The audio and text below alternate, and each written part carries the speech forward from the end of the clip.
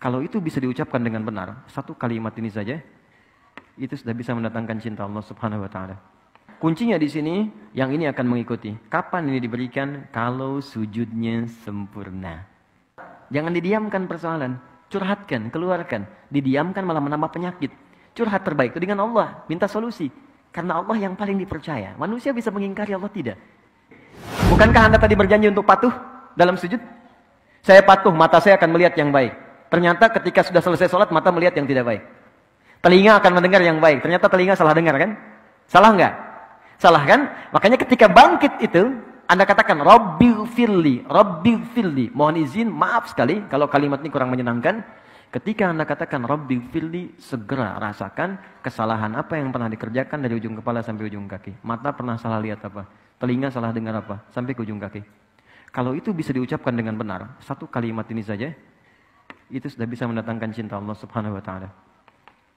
Kalau cinta Allah sudah diberikan kepada kita, maka yang 7 akan otomatis mengikuti. Warhamni akan disayang Allah. Wajburni akan dijaga dari orang yang mengganggu.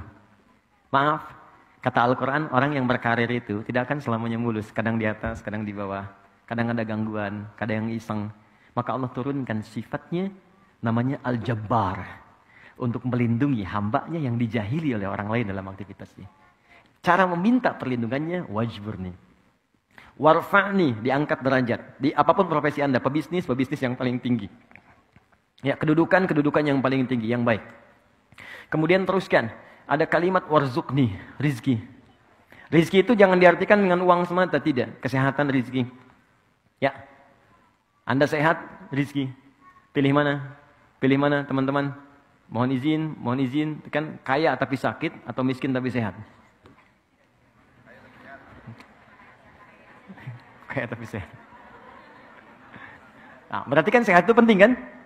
Ya, ketenangan itu rezeki. Tenangan rezeki sama aja. Pilih mana? Kaya tapi gelisah atau miskin tapi tenang? Cepat. Ah, berarti ketenangan itu rezeki. Ya, kekayaan yang menghadirkan kegelisahan berarti tidak menikmati kekayaan itu. Makanya pencuri itu sebetulnya nggak kaya. Karena setiap dia mencuri hatinya gelisah. Ya, hatinya gelisah. Koruptor itu nggak kaya karena setiap dia ngambil itu gelisah jiwanya. Dan ketika gelisah itu berarti dia masih miskin karena dia membutuhkan sesuatu yang nggak dia dapatkan. Ayo teruskan, warzuqni. Kemudian wahdini, berikan hidayah. Hidayah itu segala hal yang baik dalam hidup. Makanya ada doa yang diajarkan Nabi kepada Al-Husain dan Al-Hasan. Al-Hasan yang menerima, kemudian Ibnu Umar, Allahumma hdini fiman hadait, wa'afini fiman afait, wa tawallani fiman tawallait. Ya Allah, berikan aku petunjuk kebaikan dan tempatkan aku di tempat orang-orang baik. Allahumma hdini fiman hadait. Jadi kalau menikah, ketemu pasangan baik. Maaf, kalau di kantor, ketemu orang baik. Kalau bekerja, ketemu orang baik. Itu yang dimaksud, Allahumma hdini fiman hadait. Kalau Anda persingkat, wahdini, ya Allah, tunjukkan aku pada orang-orang baik. Ya, jadi ini tuh datang sendiri. Jadi kalau orang sudah diampuni dosanya oleh Allah, yang ini datang seketika. Wa'afini, sehatkan aku. Jauhkan dari penyakit-penyakit yang merusak, mengganggu untuk ibadah. Wa'afu anni, maafkan aku. Kenapa ini menjadi tambahan? Karena sudah tercakup di sini. Tapi kalau mau dispesifikan, disebutkan nggak ada masalah. Jelas ya? Baik, jadi teman-teman sekalian, kuncinya di sini yang ini akan mengikuti. Kapan ini diberikan? Kalau sujudnya sempurna. Kalau sujudnya sempurna. Nah, terakhir, orang yang sudah diampuni oleh Allah, maka cirinya ada 2.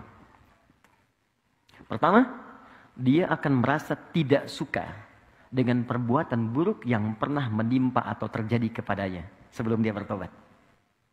Jadi kalau sudah disebutkan lagi nggak enak. Biasa mata melihat sesuatu yang nggak bagus, disebutkan dari tayangan nih, saya nggak mau, jangan sebut itu lagi. Atau berbuat sesuatu yang nggak bagus, datang ke tempat yang nggak baik, melakukan sesuatu yang dilarang. Begitu diceritakan nggak enak, jangan sebut itu lagi. Saya sudah berubah sekarang. Yang kedua, ciri yang kedua, selalu tobat disandingkan dengan islah. Taba wa aslaha, taba wa aslaha. Dia memperbaiki diri dengan mengerjakan perbuatan yang lebih bermanfaat. Berbahagialah kalau Anda sekarang sudah mulai pengen ke majlis ta'lim, ikut kajian. Artinya Allah sudah menginginkan kita baik. Jadi kalau Allah ingin kita baik, kitanya nggak berubah baik, lantas apa yang bisa membuat kita berubah jadi baik? Itu poinnya. Nikmati itu dan tolong jangan samakan level dengan yang lain. Ya, Anda kalau ingin mengukur, ukur dengan diri Anda. Jangan samakan dengan yang lain. Karena Allah ketika memberikan penilaian, ukurannya pribadi kita. Kita boleh kemudian merasa iri, ghibah namanya, dengan kesolehan orang. Tapi jangan mengukur kesolehan orang lain untuk menilai diri kita soleh. Tapi kita bisa berlomba untuk mencapai apa yang telah dihasilkan. Anda hijrah, belum hafal Quran. Jangan diukur kalau hijrah itu harus hafal Quran. Ukurannya, saya lebih baik daripada kemarin. Ketika Anda meninggalkan perbuatan buruk itu jadi baik, itulah Anda. Solehnya Anda di situ. Tapi kalau Anda ingin mulai menghafal Quran, jadi plus untuk kita. Itu yang disebut ghibah dalam hadis. Maka dari itu teman-teman, saya simpulkan, kalau orang sudah benar diampuni, maka dirinya, singkatnya, akan dijaga oleh Allah dari perbuatan maksiat. Pertanyaan saya, bukankah Anda mengucapkan Rabbighfirli, Rabbighfirli, Rabbighfirli berapa kali dalam sehari? Zuhur 2 kali, Asar 2 kali, Maghrib 2 kali, Isya 2 kali, 8, subuh sekali, 9 kali. Anda sudah memohon minta ampun kepada Allah 9 kali dalam sehari paling minimal. Tapi kenapa masih berbuat salah? Jangan-jangan kalimat ini tidak pernah diucapkan dengan hati kita. Hanya mengalir di lisan saja. Karena itu setiap kali sholat, muncul zuhur, coba kenali apa maksiat yang kerjakan dari subuh sampai zuhur. Sehingga kita bisa sesali. Zuhur ke asar, apa yang salah? Evaluasi, kita sesali. Sampai ke isya. Kalau sampai isya benar kita istighfarnya, maka tidurnya tenang. Boleh jadi malam itu adalah malam terakhir kita terbaring di muka bumi untuk berpindah kepada alam lain dengan ketenangan yang lebih daripada sebelumnya. Dengan bawaan ampunan Allah Subhanahu wa taala. Itulah duduk di antara 2 sujud. Pertanyaannya, setelah duduk di antara 2 sujud, apa yang dikerjakan? Sujud lagi kan? Nah, kenapa kemudian sujud lagi? Apa bacaannya? Kenapa mesti 2 kali? Itu yang akan kita bahas di pertemuan berikutnya insyaallah. Ya, sekarang kita diskusi dulu. Kita ada waktu 10 menit menuju zuhur. Ya, kurang lebih. Saya perkenankan teman-teman kalau ada yang ingin bertanya atau kita berdiskusi, saya sampaikan. Silakan. Assalamualaikum Ustaz. Waalaikumsalam warahmatullahi wabarakatuh. Tadi kan cara bersujud kan katanya tangan itu harus agak terbuka. Bagaimana di saat sholat jamaah kan kita kan agak mepet ya? Terbatas gitu ruangnya. Itu aja. Baik. Ya, ini dari Mas siapa Mas? Farah. Mas Farah. Okay. Baik, pertama saya langsung jawab saja ya. Farah. Farah itu artinya orang yang bahagia. Dari kata fariha, ya. Dan itu diikat oleh Allah kebahagiaan itu dengan ketaatan. Jadi kalau ingin bahagia hakiki, maka Anda tingkatkan ketaatan pada Allah Subhanahu wa taala. Farah itu kalau sudah mengikat dengan ketaatan, maka berubah nama jadi falah. Falahun. Falah itu artinya hasil dari kebahagiaan setelah menunaikan ibadah. Makanya ketika Anda sholat, panggilannya hayya 'alas shalah, hayya 'alal falah. Baik, semoga Anda dapatkan itu. Pertanyaan Anda, kenapa kemudian saat sujud, tangannya mesti sedikit terbuka bagian siku, padahal berjamaah kita itu boleh jadi kemudian dekat. Sebetulnya, kalau semua orang caranya benar, nggak akan kesulitan. Buktinya saat Anda takbir biasa saja. Jadi kalau semua orang caranya benar, kan Nabi itu sederhana. Ketika Anda sujud, lebar tangannya selebar takbir. Dilakukan tangan, caranya ketika sujud selebar takbir. Di takbir ini kan begini, bukan begini. Ya? Begini kan? Takbir begini, bisa di bahu, bisa sejajar dengan daun telinga. Dan ini ketika sujud tidak ada yang berubah. Segini saja. Di ketika takbir kan begini, tangan dibuka kan? Ya kan? Allahu Akbar. Ya kan? Tangan di sini kan? Oke? Okay? Baik. Bagi yang perempuan, sama, tidak ada beda dengan laki-laki. Cuman di kalangan Asy-Syafi'iyah, ada yang berpendapat perempuan sedikit rapatkan begini. Kapan fatwa itu muncul? Dalam kondisi ketika kain yang dia gunakan menutup secara terbatas. Karena dulu nggak seperti sekarang, ada mukena macam-macam. Makanya ketika dibuka begini, tersingkap sebagian kainnya. Karena itu dirapatkan seperti ini. Tapi dalam sujud, sepakat itu kemudian dibuka seperti ini. Dibuka yang dimaksudkan bukan dibuka berlebihan seperti ini, tidak. Apalagi begini, tidak. Jadi dibuka standar saat takbir begini. Supaya ada ruang untuk bernafas dan tangan tidak menutup ke sini. Apa prinsipnya? Sebab kalau prinsipnya tangan itu dirapatkan seperti ini, kemudian dibawa ke sujud, maka ini akan menutup diafragma yang menghambat kita bernafas dengan sempurna. Sudah posisi sujud, darah berkumpul di otak, nafas kemudian ditarik, makanya ketika bangun kan ada terengah-engah. Karena semua darah diarahkan ke otak. Ini ditutup begini. Makanya ketika ada orang yang menutup, Nabi langsung marah. Jangan lakukan. Buka. Kalau bisa anak kambing bisa lewat, kata Nabi. Itu di zaman Nabi. Karena itu bukan berarti ketika Anda sujud, membuka berlebihan begini. Tidak. Yang dimaksudkan buka saja sedikit. Ya kan? Sampai terbuka sehingga kita bisa bernafas dengan baik. Itu maksudnya. Jelas ya? Baik, jadi ini disamakan dulu persepsinya. Kalau semuanya agak beda-beda, ada yang begini, ya itu jadi masalah. Ya kan? Jadi poinnya seperti tadi ya. Allah Ta'ala a'lam bissawab. Ada yang selain? Ustadz, saya mau nanya apakah niat itu harus dilafalkan atau enggak? Baik. Kalau niat wudhu itu harus dilafalkan apa enggak? Dan kalau misalnya wudhunya di dalam kamar mandi kan kita nggak boleh mengucapkan kalimat Allah. Itu bagaimana Ustadz? Baik. Pertama ada niat, yang kedua ada pelafazan. Allah barik fik. Baik, niat itu pekerjaan hati. Al-Imam Syafi'i mengatakan an-niyatu mahalluha fil qalbi, muqtarinan bit takbir. Niat itu adanya di tempatnya di hati dan bersamaan dengan takbir. Jadi ketika kita bertakbir dalam salat misalnya Allahu Akbar, begitu mengucapkan Allah, hati kita menunjukkan, ya Allah, saya akan salat zuhur 4 rakaat. Ya Allah, saya akan salat subuh 2 rakaat. Bahasa Arabnya usolli fardhu dhuhri 4 rakaat, usolli fardhu subhi rakaatain. Jadi begitu tangan bertakbir, lisan mengucapkan Allahu Akbar, hati berniat. Jelas sampai sini? Nah, kalau itu kemudian dilafadzkan, maka lafad itu sesungguhnya bukan niat, tapi lafad itu kalimat yang diucapkan untuk menguatkan niat. Apa di antara contoh ibadahnya? Haji dan umrah. Ketika haji dan umrah, itu niatnya diucapkan. Talaffuz bin niat untuk menguatkan niat. Biasanya ketika ada itu dilafadzkan, itu ibadahnya bukan ibadah standar, tapi ibadah yang membutuhkan motivasi 2 kali lipat sampai harus diucapkan.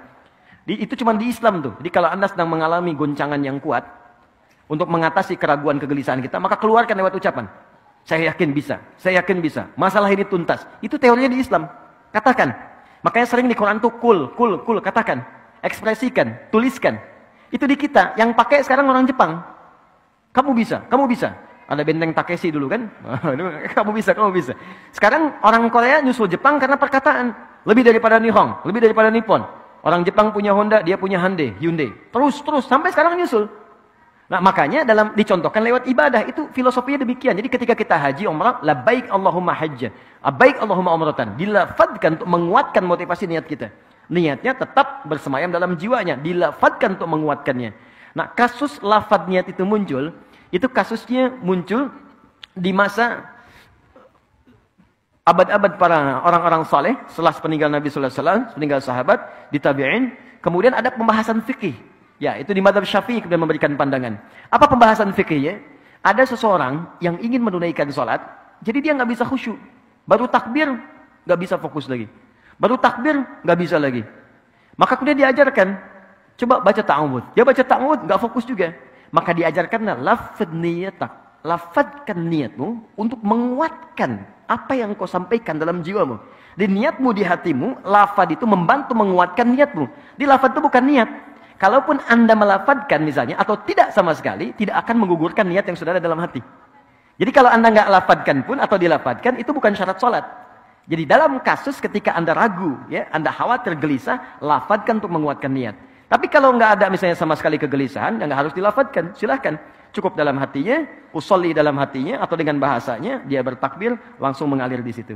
Jadi ini pembahasan untuk meniatkan, melafadzkan niat, itu cukup di dalam hatinya, kecuali ada kegelisahan atau kekhawatiran, baru dia lafadzkan. Yang kedua, tentang doa. Doa itu dibagi 2. Ada yang dijaharkan, ada yang disirkan. Dijaharkan banyak doanya. Contoh Quran surah ke-40 ayat 60. Wa qala rabbukum ud'uni astajib lakum. Kata Allah, berdoa aku jawab. Bagaimana cara berdoanya? Ungkapkan, katakan. Quran surah 17 ayat 110. Qulidullah, sebut ya Allah.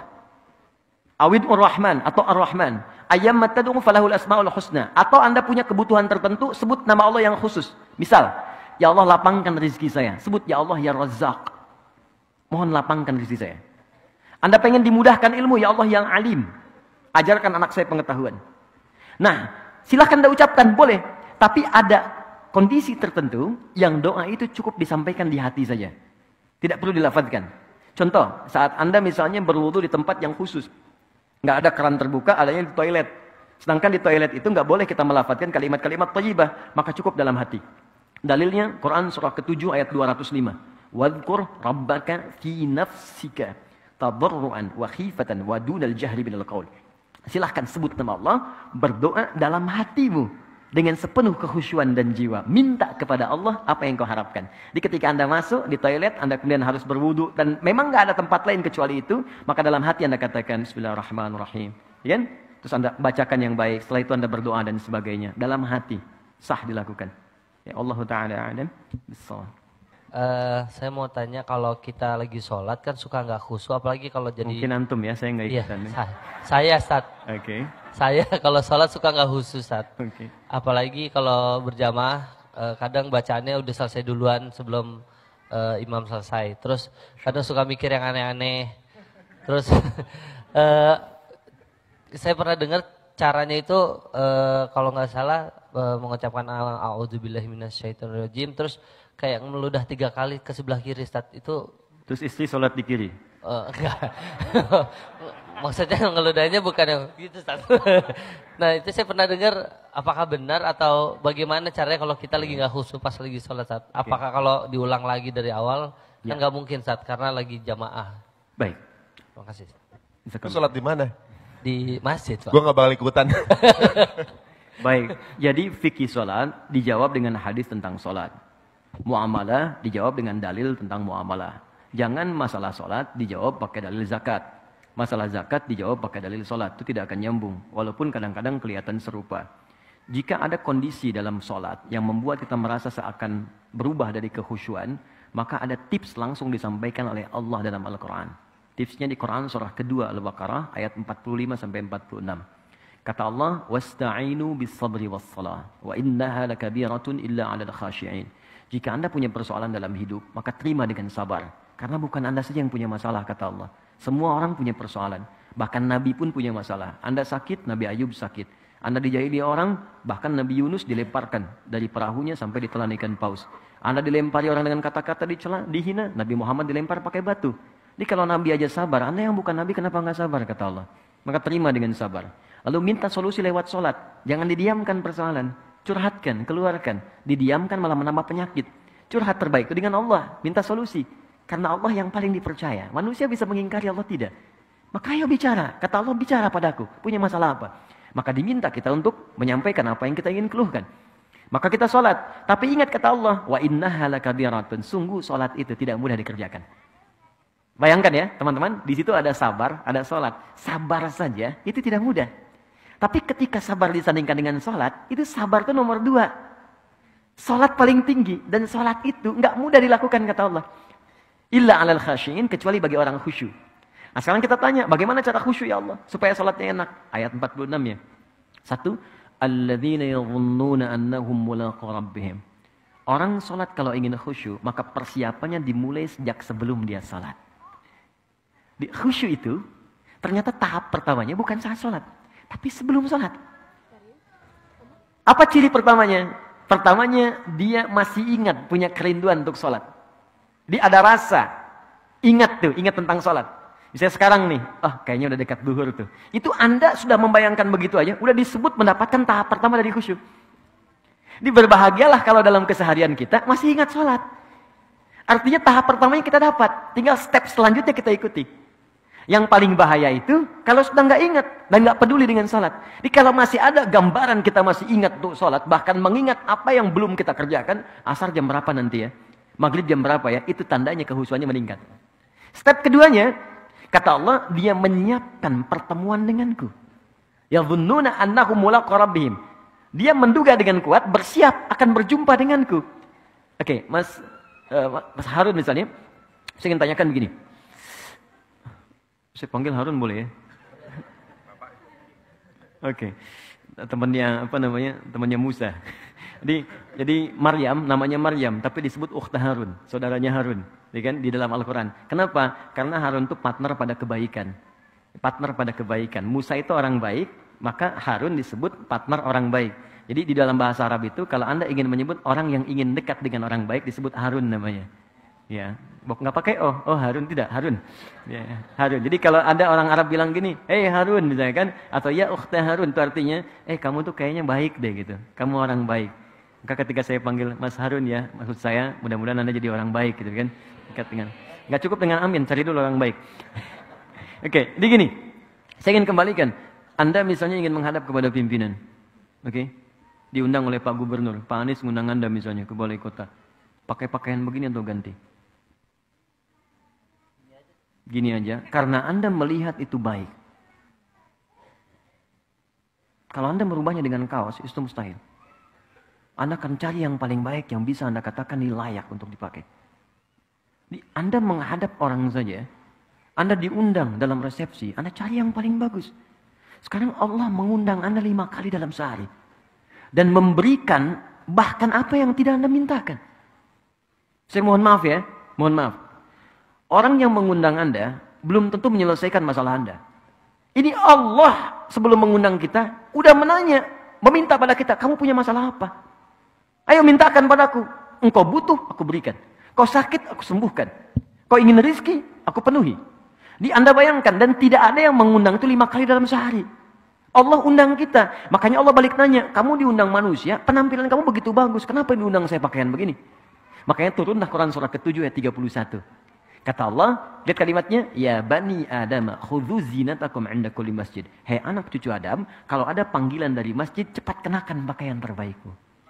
Jadi ternyata penampilan itu step kedua untuk menghadirkan kekhusyuan.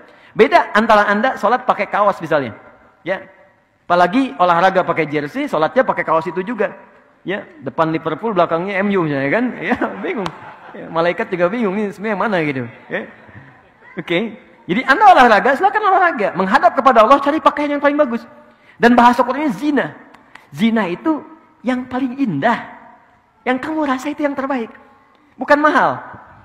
Yang paling indah, yang kamu rasa itu yang paling bagus. Yang paling baik. Kenakan itu. Dan rasanya akan lain. Begitu Anda kenakan pakaian yang paling enak, paling bagus, kenakan parfum untuk laki-laki. Begitu Anda lakukan seperti itu step yang kedua. Yang ketiga, ini poin yang paling dahsyat. Perhatikan kalimatnya. Wa annahum ilaihi raji'un.